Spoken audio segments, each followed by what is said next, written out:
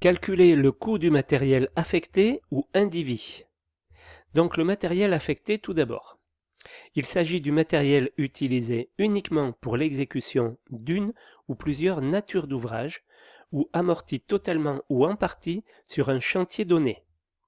Brise-béton pour la démolition d'anciennes maçonneries, pelle mécanique pour l'exécution des terrassements, coffrage fabriqué uniquement pour ce chantier. Dans ce cas, on peut déterminer sans ambiguïté le coût du matériel par unité d'ouvrage exécuté.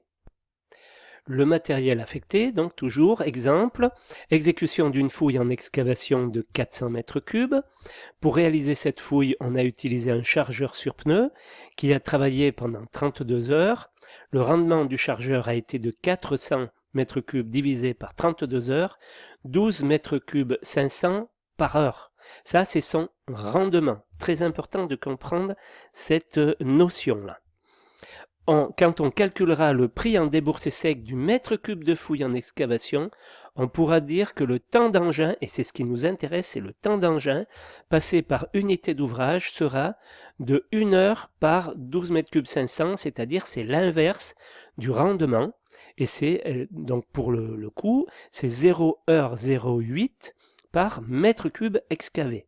Voilà, donc important de comprendre ce que c'est le rendement des mètres cubes par heure que peut transporter l'engin, et le temps d'engin, c'est-à-dire le temps unitaire d'engin qu'on va utiliser dans nos sous-détails, qui est l'heure divisée par la quantité du rendement, et ça nous donne donc le fameux temps unitaire d'engin. Voilà, donc ça c'est très important à capter. Il suffira de multiplier ce temps par le coût horaire de l'engin pour obtenir le prix en déboursé sec du mètre cube de fouille en excavation. Après, il y a le matériel indivis. Donc il s'agit du matériel affecté au chantier et utilisé pour différents ouvrages, voire différents chantiers. Grue du chantier utilisée pour l'ensemble des tâches, par exemple, elle va soulever aussi bien du béton que de l'acier que du bois. Bétonnière utilisée pour la fabrication des mortiers et des bétons, alors ça c'est à voir. Suivant les entreprises, parfois elle sera considérée comme affectée à la fabrication du mortier uniquement sur le chantier, et ou en matériel indivis pour les grosses bétonnières. Voilà, donc ça c'est à voir, sinon on l'utilise pas mal en matériel affecté.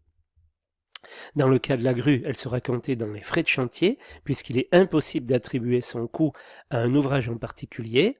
Dans le cas de la bétonnière, on pratique souvent de la même manière, mais il est possible de compter les frais de la bétonnière sur chaque mètre cube de béton et mortier fabriqué sur le chantier.